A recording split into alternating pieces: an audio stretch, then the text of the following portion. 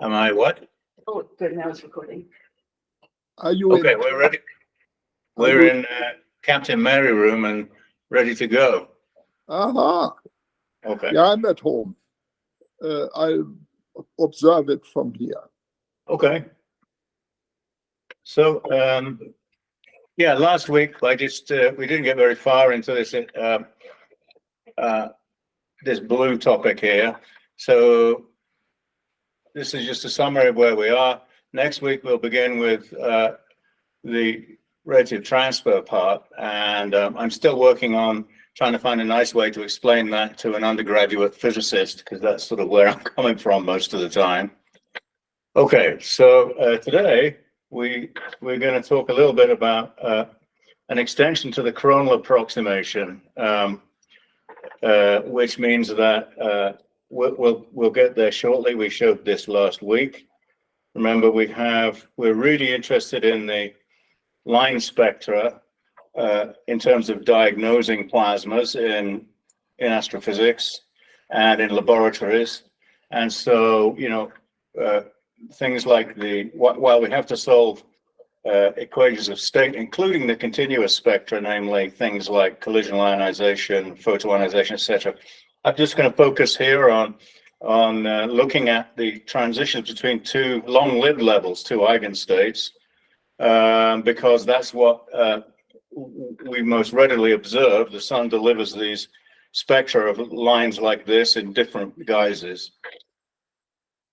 So remember, we have a rate equation, which is basically an equation describing the number densities on average within an atomic system. And this is a classical deterministic equation, but it comes from quantum mechanics. It's very accurate because of the large numbers of particles that we're dealing with in most plasmas. I mean, even in a laboratory, you have 10 to the 17 or something, 10 to the 14 particles per cubic centimeter. I mean, that's a big number to start with. So when we look at spectra coming from stars and stuff, we use these deterministic equations. That's simply saying that essentially we're solving a density matrix. A density matrix is a posh word for a quantum mechanical version of a distribution function. And so what we're doing is, but it's integrated over velocities. So what we have is we have a rate of change of the populations inside these atoms, and at the bottom you can see it's related to the emergent radiation in optically thin conditions. So that bottom expression would tell you how bright a certain line is, and with the number densities in the atoms x, which depends on the number density of the element times the number density, fractional number density of the ion times the number density within this system, and that'll give you the brightness, and that's where all our weird and wonderful spectra come from. And as I said, next week we'll start with radiative transfer, in which we start to talk about absorption lines. So I brought this one up, a paper which actually was based upon work by Woki. I'm sure it's perhaps not the first one, but in which we're looking at this equation and we're putting in an ansatz for the x's. We can know how to compute the p's because we specify boundary conditions and we have a certain temperature and density of the plasma, so we can calculate the rates at which things move up and down inside these atoms, and then the ansatz will be that x varies as e to the lambda t at each point, and while we have x's as a function of r and t, this is throughout the whole atmosphere. I'm just breaking it down into little bits, and so that if you just had a bunch of atoms at one temperature, at one density, then this is the evolution equation for those things. You could either follow it as a fluid and take the total derivative, or you could split it into an Eulerian form and compute things, including flows and stuff like this. And that's what Stan Woki did in his thesis in '82.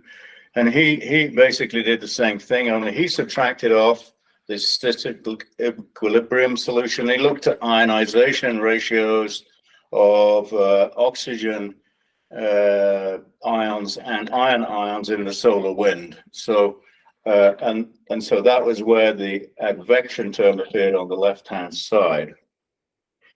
So these ideas are not new. And we looked at these things briefly, the atomic rate matrices, and this is going to show correctly as opposed to the display by Google. We have what this is the P's in this expression. So it's going to determine X as a function of time. But first we're going to look at the P's, and we see that we have, this is log of the number density on the right-hand side. So we have a lot of very rapid things going on at the rates of 10 to the 5 to 10 to the 8. This is representative of, this is actually from a middle of a calculation of the solar chromosphere. So you can see here we have the rates up. So this would be photoexcitation from the photosphere of a hydrogen atom going from levels 1 to 10. And these are typically n equals 1, n equals 2. So these are the non-fine structure split level populations. So, and you can see that you have rates which are going up on this side of the diagonal. Ignore the diagonal for the time being. And then rates which are coming down on the upper part of the diagonal. And you can see very, very large rates here. This is the Lyman alpha transition. So this has an enormous rate from level 1 to 0, about 10 to the 8 per second, which you can see there. Lyman beta, gamma, delta, etc. So gradually decreasing. That's exactly what you'd expect, because as the orbitals get bigger and bigger, the overlap with the ground state and those higher lying orbitals get smaller and smaller, meaning the oscillator strength is much smaller, meaning that the rate matrix is smaller. So that makes sense. And now we have... These are just effective rates. These are not taking into account populations of the levels. No, this is just, I'm just looking at the rate equation. It's the matrix. Yeah. And then notice this one. This guy has a very slow coefficient. So this describes, this column here describes all the rates up into level 1 and the total number of rates out of level 1. And this is about 10 to the 1, something like that. This is 7 orders of magnitude smaller than that. And if we look here, this is even smaller. There is actually a level here. See, there is a column there actually. And this one is even smaller. So this is describing the levels downwards out of this level into all the bound states.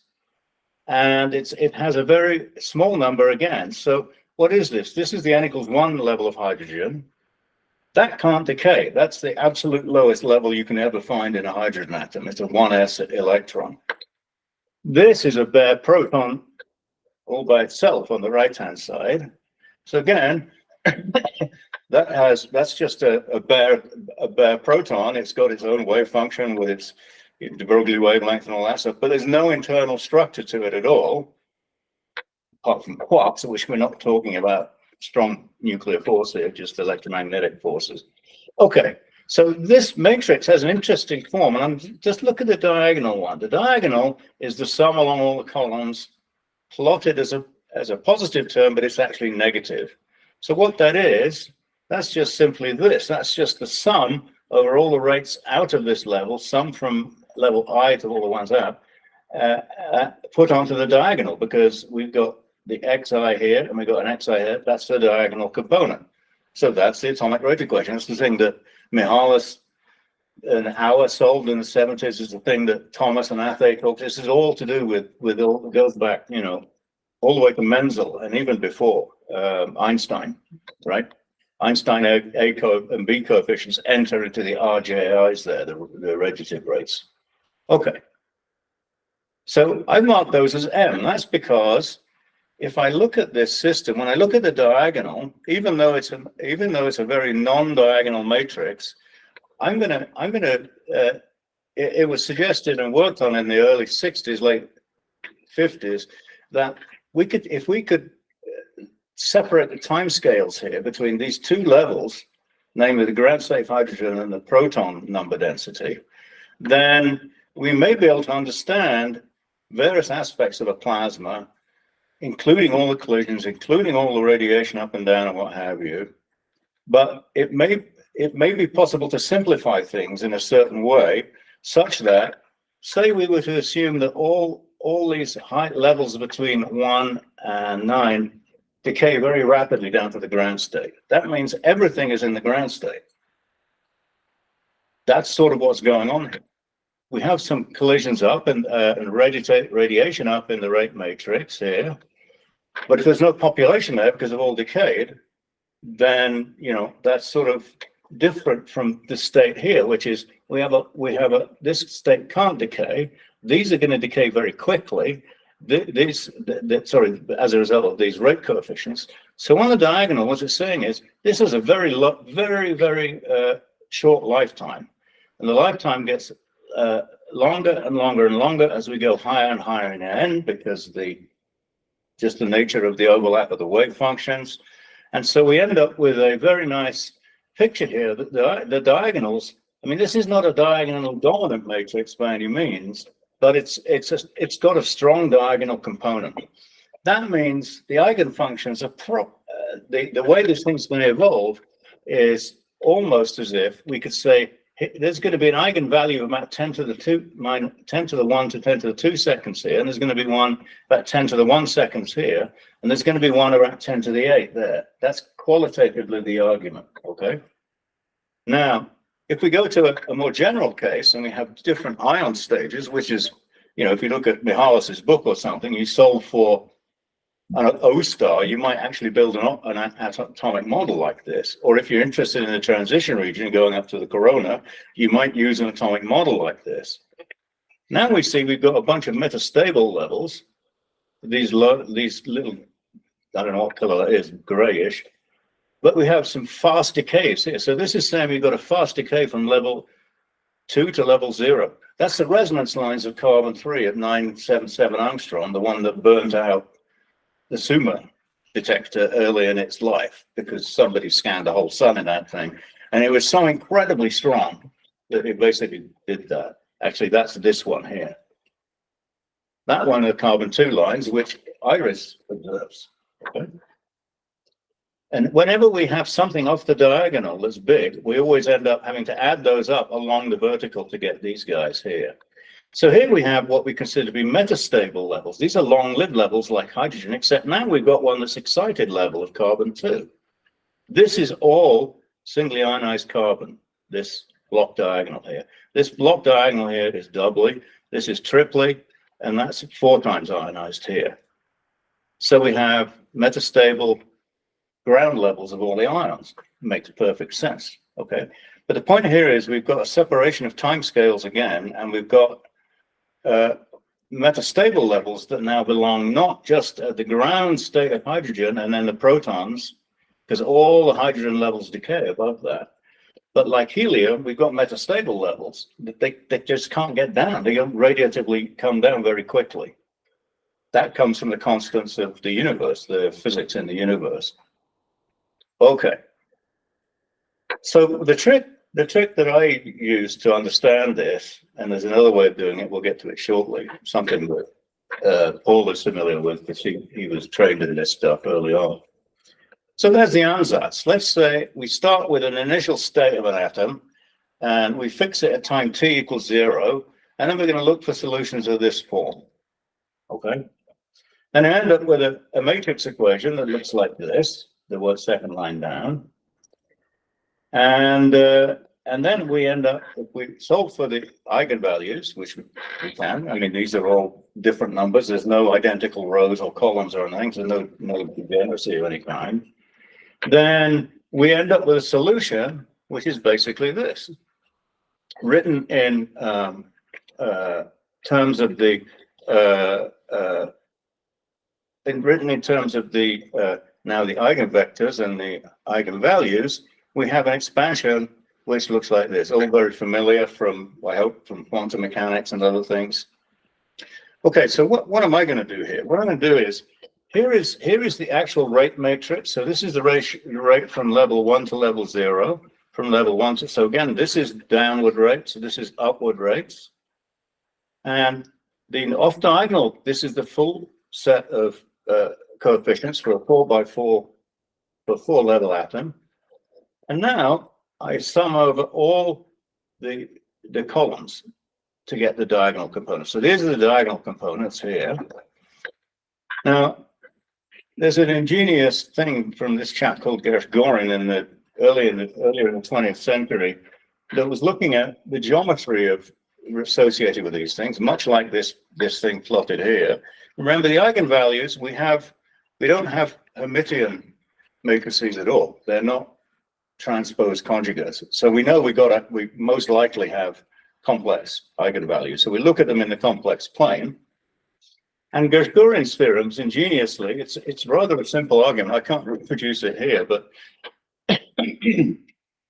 Gershgorin says that what you have to do if you want to get an approximation for the eigenvalue is you compute this number S2, which is the diagonal, right? So this is a number like minus 10 to the 8 here, right? So what that circle just traces that. And then you take this part here across. So you have the minus this one, and then that one there, and that gives you the row. And the theorem says the eigenvalue is somewhere in that circle. It's just beautiful. I mean, when I looked at that, I sort of didn't believe it. So what it means is if we have a very large magnitude of radius of decay, 1, 0, and we have a very small radius of decay down into that level plus collisions up, then we're going to know the eigenvalue pretty well. It's going to lie somewhere in this circle. And it's going to be negative, and it's going to be a long way from 0. Okay. So it's like a geometric way of looking at this. Okay, so what one can do is listen to nice country music while Joan is. Okay, so it's like this is sort of saying what I said before. If you've got a strongly diagonally dominant, that means everything on the diagonal is much bigger than anything else there. That means, that would mean that this thing is very minus and this is very small, this circle. So this would be rather well defined, and you would get it as to be, you'd say it's close to the diagonal value, but we don't have that kind of matrix here. We sort of have that kind of matrix because we know that the rates down from here are smaller than those here. So this, for instance, this would give you a row sum which is much smaller than the column sum here. So my statement that we're going to have an eigenvalue that's very large is pretty reasonable in terms of the mathematical theorems. Even better than that, we can, and I like to do this, and I'm going to get to the collisional-radiative thing in a moment. Let's imagine we've got truly a 3-level atom. So this might represent, say, hydrogen in the sun's atmosphere as a first-order calculation of Lyman alpha with transition A. So here's the n equals 1 level, n equals 2. Here's the continuum. We have photoionization and collisions. We have recombination. We have ionization and photoionization and collisions. We have recombination. We have collisions up. So collisions are all in these terms here, sorry. And we have radiation down. Why am I choosing a 3-level atom? Well, we know it's analytic. It's an analytic solution because we know one of the eigenvalues is 0. That's the existence theorem just from physics. You know that it has an equilibrium state. Boltzmann tells you that, right? So if it's an equilibrium, that means that this thing, lambda here, must be 0. Because that means it doesn't depend on time. That's what the definition of equilibrium is. Okay, so we know that lambda is 0. So I can write for a 3x3 matrix, the secular equation is 0 times a quadratic. And I know the other two roots are in that quadratic. So here they are, and this represents a sort of simple picture. And what are those things? So here we have the equilibrium solution. It says that the equilibrium solution, this is the eigenvector, has a number normalized to 1. And again, the eigenvectors aren't normalized. That would be from the initial conditions that you started with. And now here we have a population ratio. And this is the ionization divided by recombination. So it's basically that number divided by this plus that. That makes perfect sense. Because what it's saying is that the ratio of this population of this n equals 2 level to n equals 1 is the ionization rate divided by the recombination rate. If I now look at this one here, I get a number that looks like this. It's all analytic. I mean, it's just, and I put approximately because I'm using the ratios of I and R, and all the lowercase things are smaller than the A, and that's physically what's going on. The A is huge, 10 to the 8. All the other terms are fairly small. So, for instance, photoionization in this term, in the middle of the chromosphere, is about 2,000 per second. Sounds like a lot. A is 10 to the 8 per second. Okay. So what we have here is we now have an expression that says, well, the population of the in equilibrium of Lyman of the n equals 2 level of hydrogen is a bunch of small numbers divided by a big one. This is exactly what you get in rate of transfer. Your little epsilon, your collision rate divided by the radiative decay rate is very small. Now, in terms of time, we've got two other eigenvalues. One is really big. Lambda 2 is minus A at 10 to the 8 per second. So something is going to drop out of this system in 10 to the minus 8 seconds and just be no longer part of the solution. And that one is simply decay from, this is saying we move from level 0 straight into level 1 with a small correction, and the balance, the effect on the ionization balance is this minus that for some reason. I don't know why, but it's a small number. So essentially, this is just moving particles from the n equals 2 level to n equals 1. That's the Lyman alpha transition, and it's happening at this rate.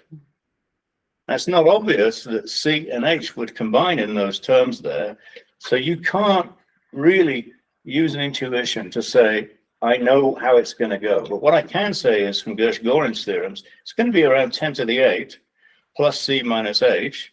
C and H basically correspond to, let's see, ionization upwards from that one level. So it's something like this one.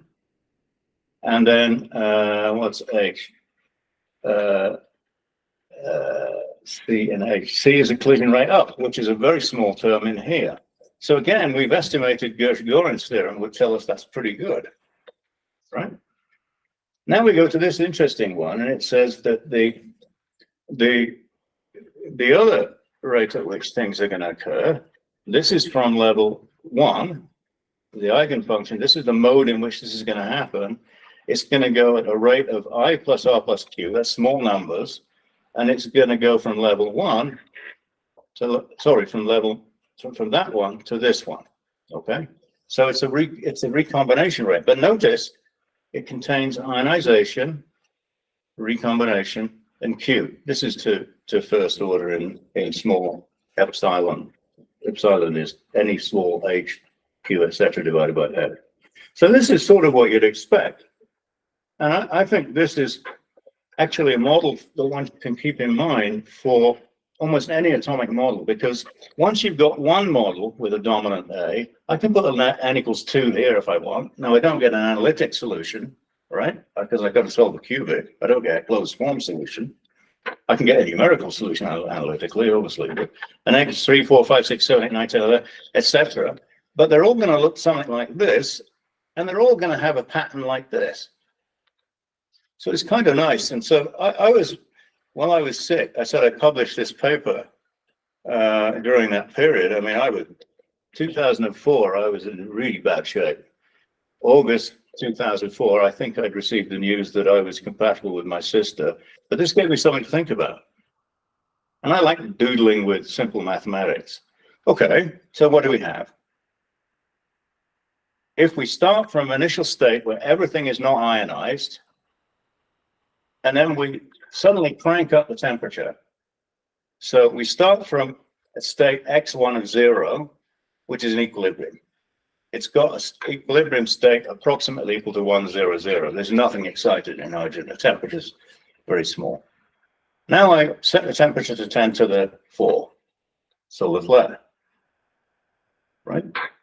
Then suddenly all these Q's and I's and things suddenly crank up. And now I have a non-equilibrium situation because I've changed that matrix, and it's going to evolve like this. So this is the let's see, is this x1 or x? This should be Well, I'll just continue here and identify what this 1 means here. It's probably the N equals 2 level of hydrogen.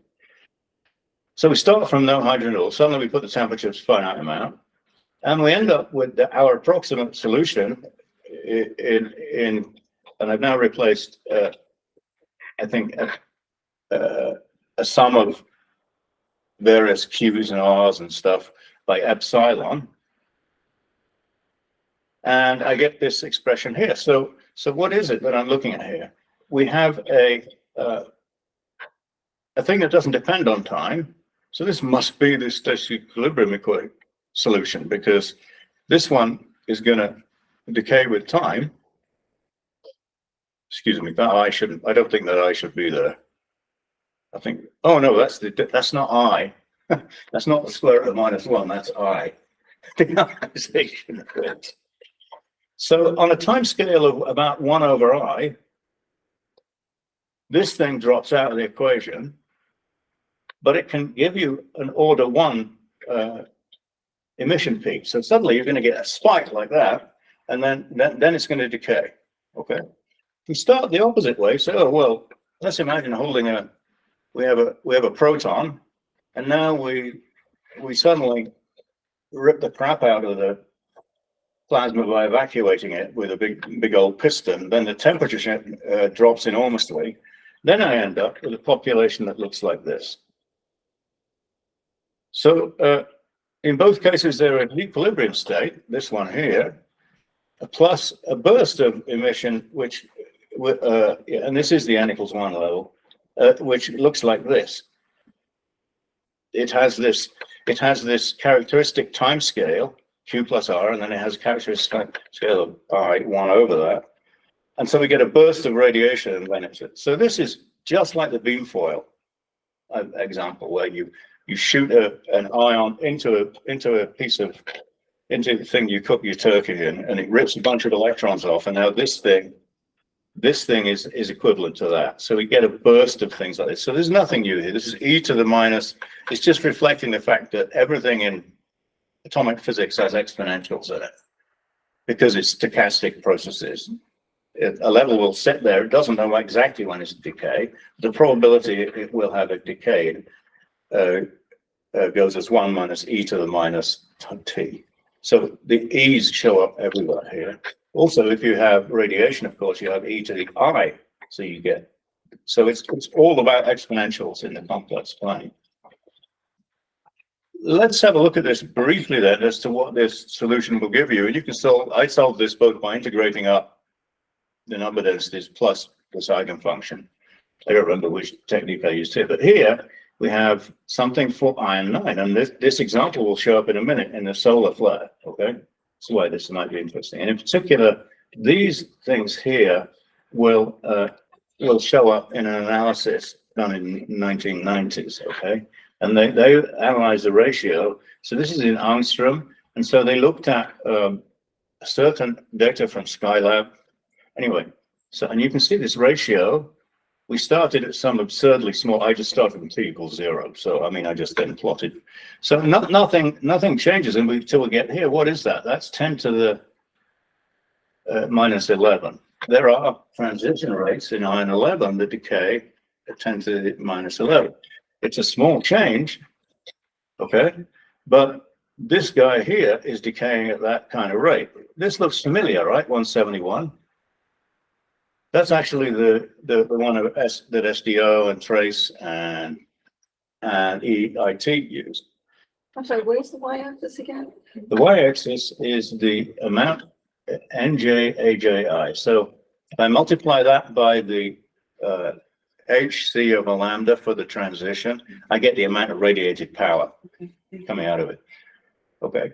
So you start on the left at t equals 0 at some cool temperature, and then just instantaneously turn it to some higher value and watch it. Yeah. evolve. So I'm trying to mimic, a flare here. I've said let's put iron 9 in the plasma, Okay. and I'm going to choose a temperature that's close to its initial state, and it's sitting there happily being heated by some small scale process, quite unaware that a flare is going to go off. It's just balanced.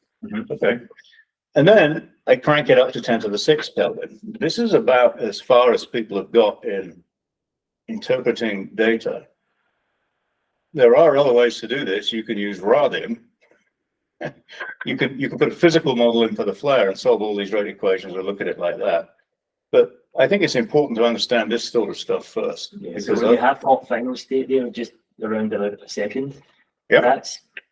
that's once it's got to equilibrium at that temperature, but it's been at the hot temperature from the start of this one. It just takes a while to Yeah. So notice this is in seconds. So by the time we've done any observation, it's all said and done, right? So, you know, this is sort of familiar to you, but what's interesting here is we have one eigenvalue here, one here, and one here, and this one doesn't depend on that at all. This one does. I don't know why that is, but what I'm trying to show you is that it's not simply related to the diagonal. And you can't just use those timescale separations to argue things. You've actually got to do these calculations. Now, if I started at, and I think that was at electron density 310 to the 10, that's a really high electron density for an active region, okay? If I put 310 to the 8, this would move to the right by a factor of 2. Now we're talking. Because what we're seeing here, we're seeing this thing decaying in over 10 seconds. We're seeing a line ratio not changing much at all, but this is something that people have used in the past to try and diagnose flaring plasmas. Again, I'm really giving you the nuts and bolts here. This is what I'm interested in mostly. So here's the paper. The burst model for line emission in solar atmosphere. What's a burst model? Basically what I just said. Keep the gas cool, quiet some, and then heat the shit out of it and watch it evolve. And then these guys use an argument based upon ionization and recombination timescales only for a multi-level atom to argue that we have the ability to diagnose flaring plasmas. I think they're right in principle. I think quantitatively they're probably off. And they're probably quantitatively off because these, this is a real multi-level full matrix, whereas they tend to think of it, they don't tend to think of it in this way, but I think of it as them using what's called a collisional-radiative model, which we'll get to in a minute, which was the traditional model used in the 50s and 60s and stuff. Might have started before that. Do you know when that started? I always associate David Bates with that. Yeah. And Kingston people. Yeah. Okay. So let's look. Well, I included this here because, okay, they say the Lyman series of hydrogen like helium-2, that's just the same as hydrogen. You got electron removed, so it's charged. In an impulsive flare in a resonance, an in-combination ion of iron 15, it's not iron 9, it's iron 15, whatever, have been understood in terms of a burst model in which these ions emit their radiation from an ionizing plasma. What is an ionizing plasma? Well, it would be the reverse of this. This is a recombining plasma where the populations are, no, this is the ionizing plasma, sorry. So what's going on is that you would see a reduction around in a time scale of around whatever this is, 10 to the minus 1 seconds, 10 to the plus 1 seconds if we'd started from a lower density.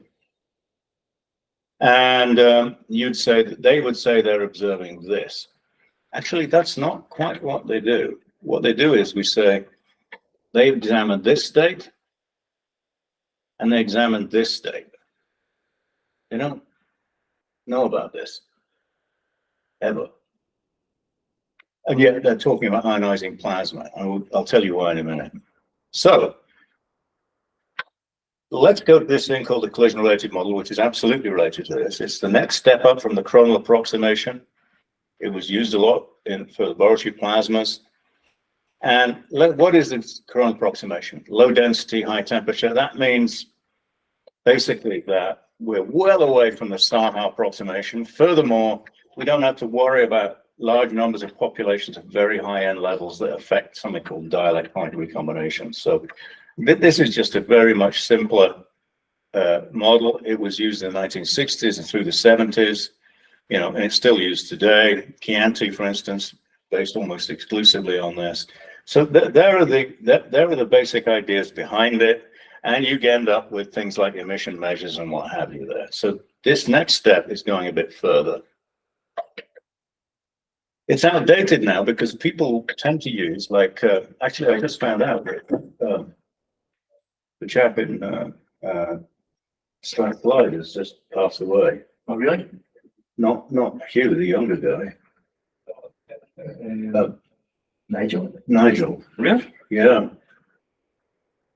So he apparently had cancer and didn't make it, poor chap. Anyway, Nigel Badnell would do a calculation in which you have probably thousands of levels, because computers today, I mean, come on, why would you even worry about it?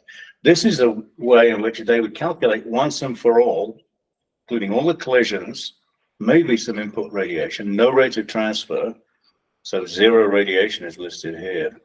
But what they would do, they'd relax this one, so they really take care of, because they're interested in diagnosing this electron density inside the laboratory plasmas. The temperature is given by this average over the Boltzmann distribution and the velocity, the average speed of the electrons and the cross sections.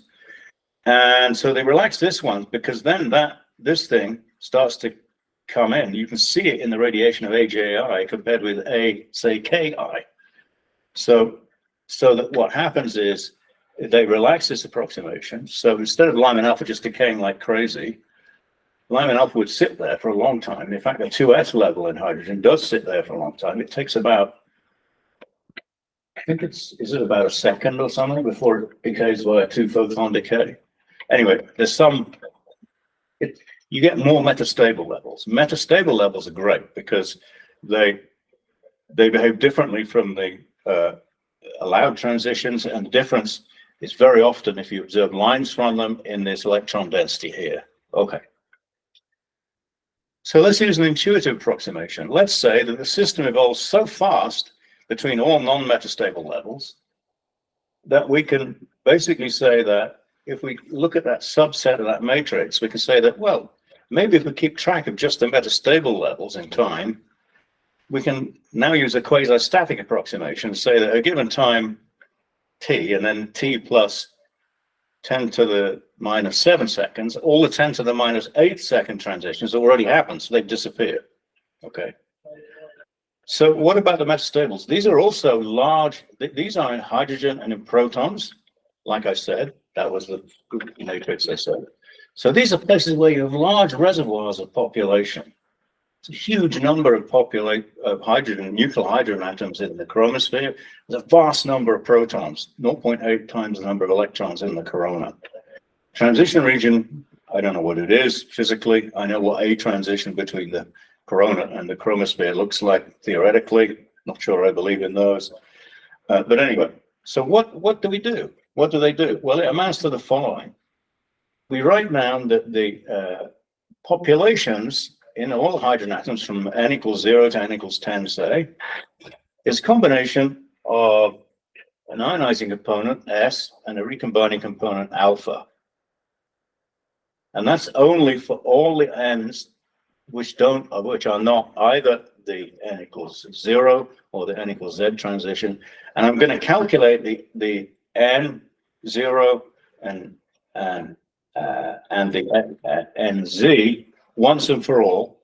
And I'm going to cross out that time. There's no time dependence in that. I'm just going to one could keep track of the time, but I'm just going to say for a given density of temperature, I've got this much n0, I've got this much nz, and now I'm going to multiply by like a vector for each value of ne and te. So this is like a table, lookup table, right? And it's not always valid because the diagonality, non-diagonality are the same. So but basically what I'm saying is these guys compute basically this n0, or you can give it an n0, and once you give it an n0, if you've got value a vector s, which is also a function of temperature and density, and in fact, vector alpha also a function of temperature, then you've got the solution for all time. That's their ansatz. The reason we want to go to higher densities is if we look, this is inverse centimeters. This is very much in the laboratory plasma range here. If you look at this, this is the solar corona. And what is this? This is the ratio of protons to hydrogens as a function of temperature on the x-axis for a given, density on the x-axis for a given bunch of temperatures. So we see that for low density plasmas, and here's the coronal approximation here, okay, we do pretty well. And in fact, for most of the sun, one would say that you don't need to include what's called three body collisions. That's what the Saha-Boltzmann equation tells you, okay? This is very much in the realm of upper photosphere, chromosphere. So chromosphere, you've got to do something different, and that's why we do rate of transfer with a proper Saha equilibrium equation in the chromosphere and stuff. Okay, this is nothing to do with time dependence. This is just showing you why it might be interesting to those doing laboratory experiments in the 60s and stuff. Okay. By the way, this article by Cooper is one of the best I've ever seen. That's Jinx Cooper. I had an office right next door to him in Gilla. Collision-radiative model applies here. Okay. A is not greater than C and E all the time. The problem here is that in astronomy, once you start to get this kind of number, it's very difficult to see anything that's small enough to make it optically thin. The plasma is too big and there's too much opacity there. So the collisional-radiative model is not really useful in astronomy, but it's interesting conceptually, which is why I'm talking about it. So we would never apply the collisional-radiative model really to the sun, unlike what Feldman and et al. Did with what they were doing. We would instead do calculations, and that's why Muran, that's why Bifrost, that's why, you name it, exist. And that whole business has to do with this collision-radiative model doesn't couple the radiation it generates to the plasma itself. It's assuming it's optically thin, so the radiation just escapes. There is a procedure called an escape factor, which is what I would call an escape probability, which you can use to correct for those, and that's what they did in the old days. And if you look at a laboratory plasma spectrum and you see a strong line that's got a dip in it, that's because the photons have been scattered out, and then they would use an escape factor approach. So it's an old-fashioned way of doing things. Nowadays, we go straight into the numerics, but the problem is the numerics, you can't look at a whole done deal. And it's very difficult to understand what Muran's telling you about things. You can go in there and examine the cause of one thing over another, because you've got the 3D structure and you've got the equations of motion, and you can look at the terms and you can figure things out. However, you don't get the kind of insight you get from doing things like this.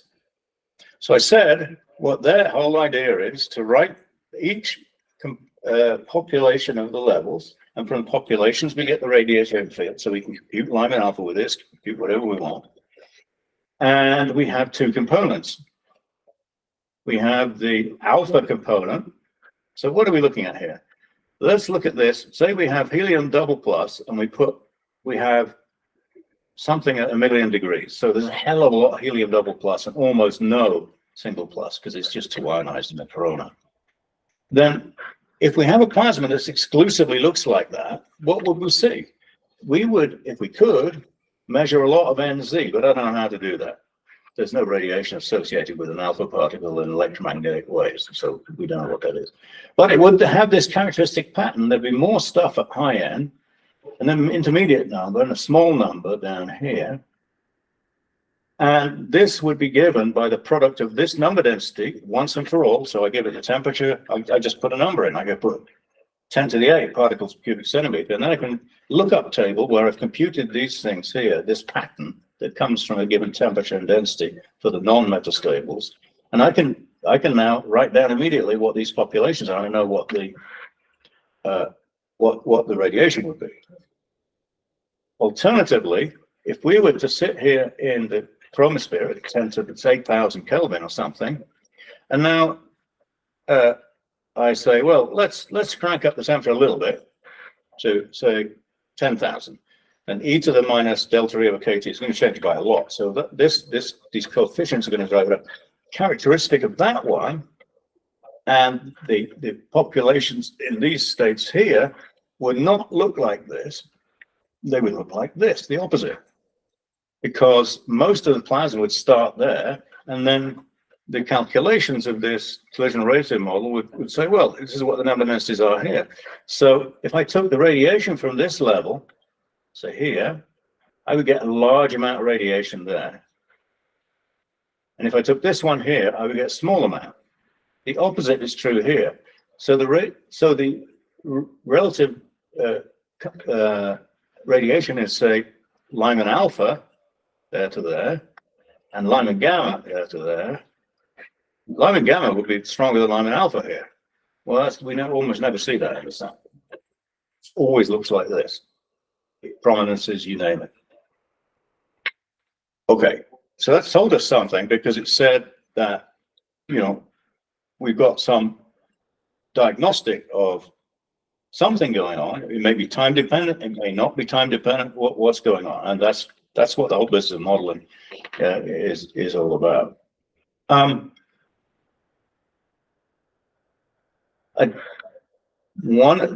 only point I want to show you here is, again, density. This is again the populations in the levels, but it's separating this this space into three components. At very high densities, we have LTE. So it's all Boltzmann here. As we go to very high end, there's a ladder-like excitation going on from there to there to there. But if one looks at, say, n equals 20 and say the solar chromosphere, that is already in the continuum, basically. It's because the atom is embedded in a plasma with charges running around, and its ionization potential, which looks like this, as a function of, the potential well of the electrons around the nucleus. If one has electric fields, occasionally the electric field is going to add to the a gradient in the potential energy, so that a symmetric one of an isolated atom gets tilted this way, and another electron comes along, tilts it that way. Another one comes along, tilts it that way. This means that the ions can always escape across this tilt. And so what that means, the electrons can always escape. So what that means is it effectively reduces the ionization potential. And before one gets there, one does, however, have a pattern like this. That the G, though, goes as n squared, as p squared, so we end up with p to the minus 4 or so. In the corona, we just have this situation, and we end up with, so what we end up with is, again, if I multiply this by hc over lambda, I get the radiation fields out of this thing. And you can see we've got different regimes here. So we've got some diagnosing capability. Z to the 7, that seems, where the hell did that come from? That comes from work of Hans Griem in the 50s and 60s. What happens is the radiative rates go as z to the 4, or z squared, depending on the nature of the transition. And the collision rates go as z to the minus 2 because the physical size of the atoms gets smaller, just the eigenfunctions. What this is telling me is that if I had a charge of 10 here, I would get the same effect with a charge of 10 for an electron density 7 orders of magnitude larger. So, no, smaller. So what it means is that anything, and when we're dealing with charges, we get pushed this way quite rapidly, because for a given n, because we have to divide by z. So z equals 1 would be here. Z equals 10 will be somewhere in this region. So it's always pushing you towards, so the corona and the coronal ions with 10, 15 electrons removed. In flares, if you have 20 electrons removed, 20, 25 electrons, 26 electrons removed, you're really talking about a situation where radiative escape completely dominates. You can make the same arguments here and you end up with a different situation. So I think this is my last slide here. What?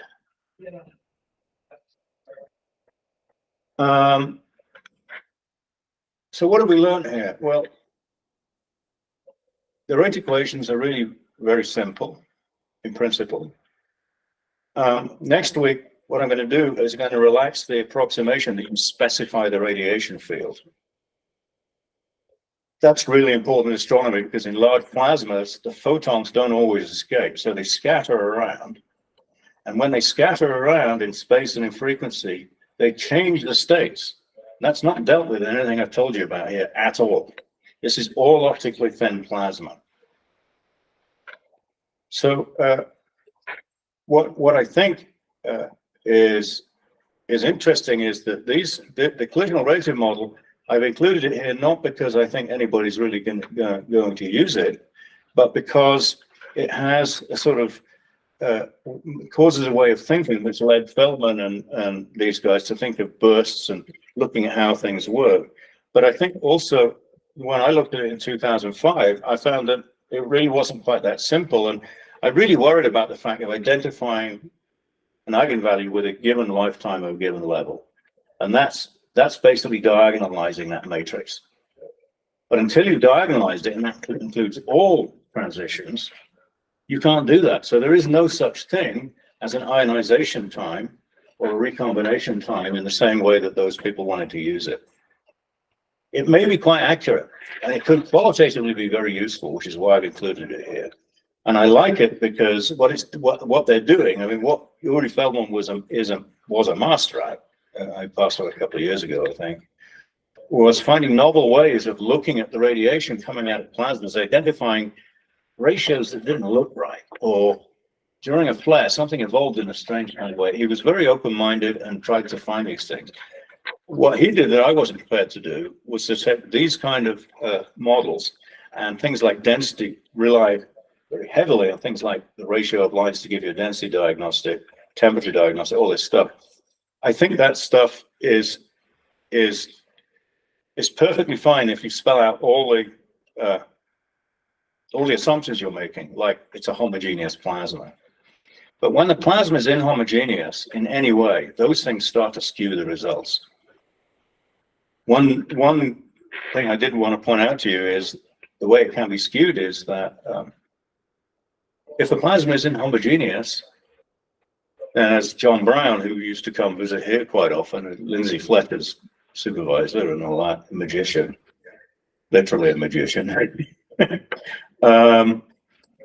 he pointed out that when you take line ratio diagnostics, it really skews you a lot away from a physical picture that looks reasonable. And I made this mistake in the 90s, and that's why I stopped doing UV spectroscopy partly. And I ended up publishing a paper showing that, based upon the work of John Brown and others, showing that if you use density diagnostics and you don't acknowledge that there's a distribution of electron densities along the line of sight, depending on the data of the plasma, you can derive things like, oh, the transition region has a filling factor of 10 to the minus 3, whereas it's actually 1. So that's how badly you can do. Now that may be a bit extreme, but it's skewing you. And I found that by allowing it to be a distribution, so that instead of a delta function in temperature and density for an emission measure, it was slightly broader, I could get almost any answer I wanted. So next week we'll begin to talk about rate of transfer, and I'll start very simply by starting from looking at the Boltzmann transport equation, which is the one that we use on the basis to build models like Matthias does of fluid mechanics. and then go all the way through to the end of this session, which we sometime towards Christmas probably, with a full-blown non-LTE rated transfer. I won't probably talk about polarization very much, except in a general kind of way, because I mean, if you want to hear about polarization, I would recommend Roberto. But the problem there is that the machinery of that is a little bit opaque for those of us mortals that don't understand quantum electrodynamics. And I'm one of those mortals. So anyway, thanks for listening. 11 o'clock. I hope you enjoyed it. As I said, next week, radiative transfer, which is one of Michael's specialities, actually. Any questions or comments? Or?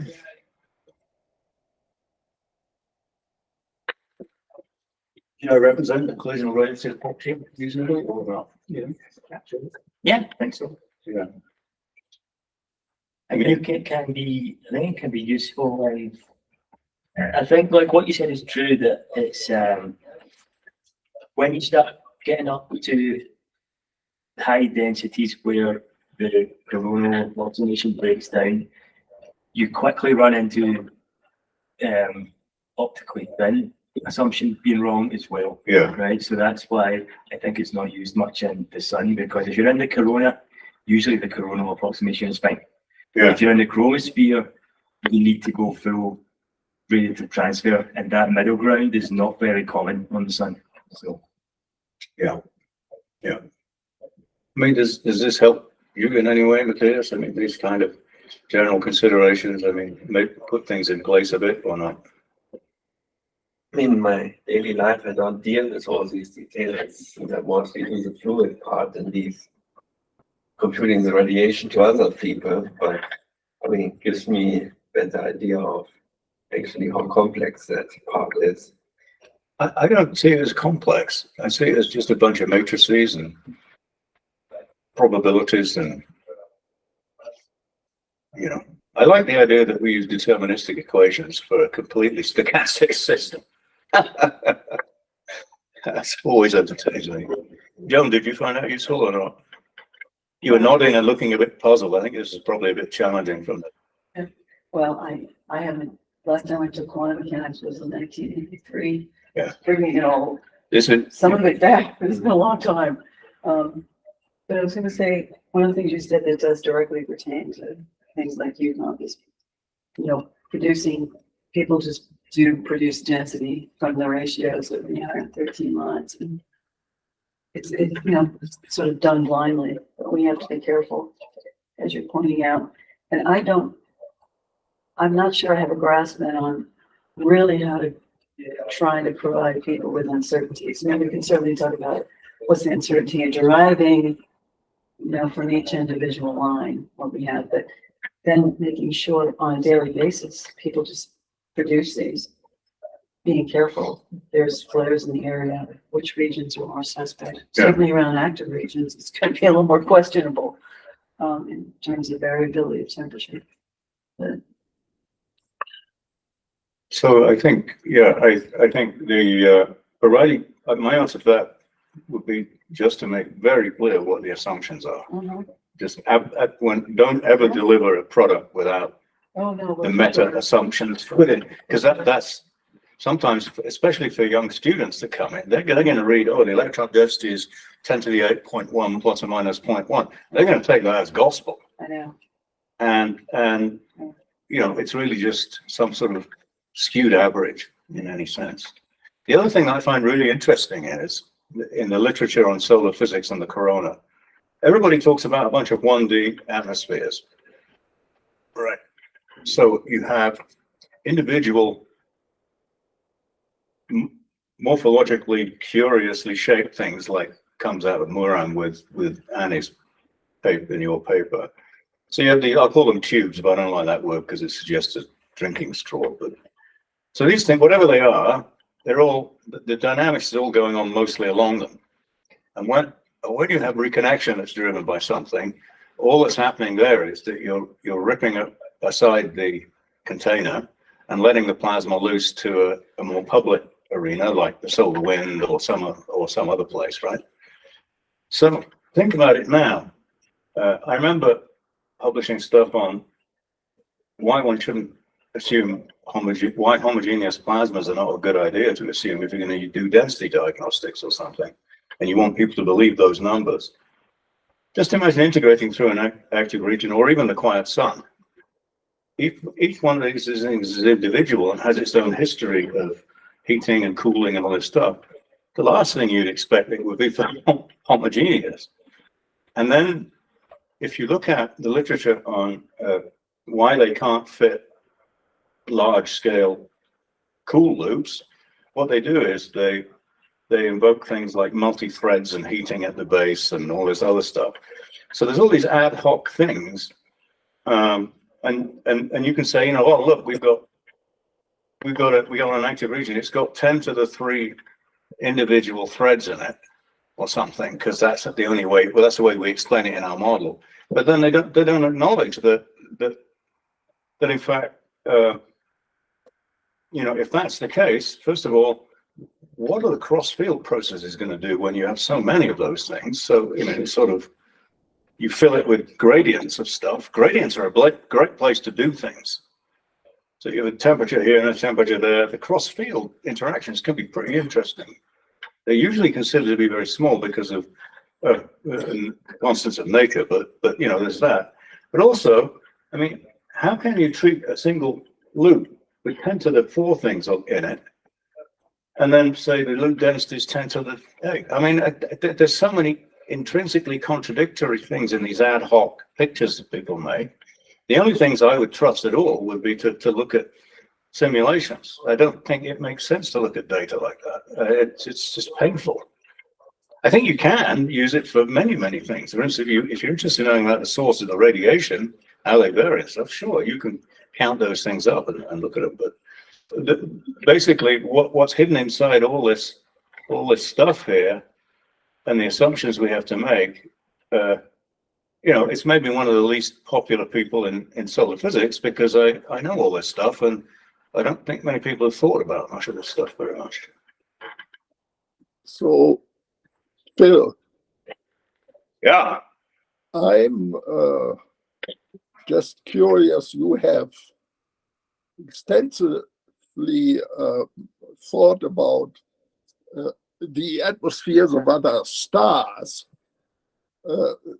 There must be stars where this mixed environment that you find in the solar chromosphere is even more prominent.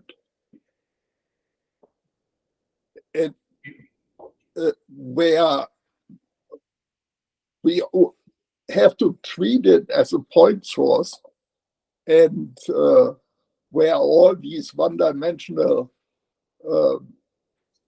conclusions are even more away from reality.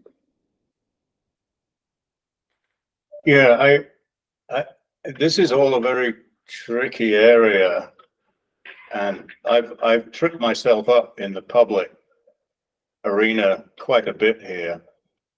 Many people are gonna say, well, we've got to do something, or they would say, well, Occam's razor would demand this, that, or the other. And then I ask them to think about what the basic physics of the thing that they think is going on there would be compatible with Occam's razor, or if you need, in fact, to take into account the fact that innately there are distributions of things going on, of which you can only measure a very, very, very low order moment. And it may be that the widths of those distributions of things have a much greater effect in the physics of the plasmas you're looking at than the means that you're looking at. And, you know, this book I've written on the corona, which is probably 20 years ahead of what would be welcomed by most people in these ideas, you know, it's going to be interesting to see what comes out of it. I mean, I've actually you know, in the last 10 years, done an awful lot of reading about methodology in science and in philosophy of science. And I find it quite, I've come to the conclusion that a lot of solar physics is an institutional kind of self-sustaining industry as opposed to natural science. And that's a cruel thing to say, but it's an honest assessment of what I've looked at over many, many years. And I remember in ISSI last year saying something about during a talk that there was some serious issues like this going on in the analysis that they'd done. And then Jim Klimchuk, a product of CU and HAO as well, said, well, we got to do these models. What else? We got to compare them with the data. What else are we going to do? And so that's one of the reasons I added some paragraphs in my book as to what else we might do. And I think there are things we can do. I think the fact, for instance, I would not support the idea of measuring UV in XUV unless you have a very, very good reason to do so, like CMEX, where you're really making a novel measurement. I don't think we've learned much about coronal heating from Skylab onwards, and we haven't learned much since about 1980, I don't think. So, but anyway, you know, I mean, everybody knows my opinions, and they can read or not. But my problem now is I can't think of a problem that I can do that I'm interested in doing. You know what I'm saying? Well, there are observations of stars on the horizon that will, while not resolving the star like the sun, but that will give some spatial information on the source of various lines. Should that be interesting? I don't know, Michael. I'm kind of worn out. So I think there's lots for people to do. Whether they involve directly questions about natural science and elementary fundamental physics, I don't know. But of course, there are surprises all the time. I mean, if we look at, I mean, one thing that amazes me is the irony of spectroscopy delivering information on things that aren't actually visible. I mean, dark energy and dark matter apparently are taken so seriously by the particle physics people that they think it's going to revolutionize the standard model, which has remained steadfastly good for about 50 years, in spite of the problem with gravity not being part of that. But I think it just requires some geniuses to come in and really think sideways about these things. You know, I think a lot can be done, and I'm hopeful that by sharing mistakes I've made over the past and what I've learned, I might be able to inspire some of the younger folks. Yeah. That's noted with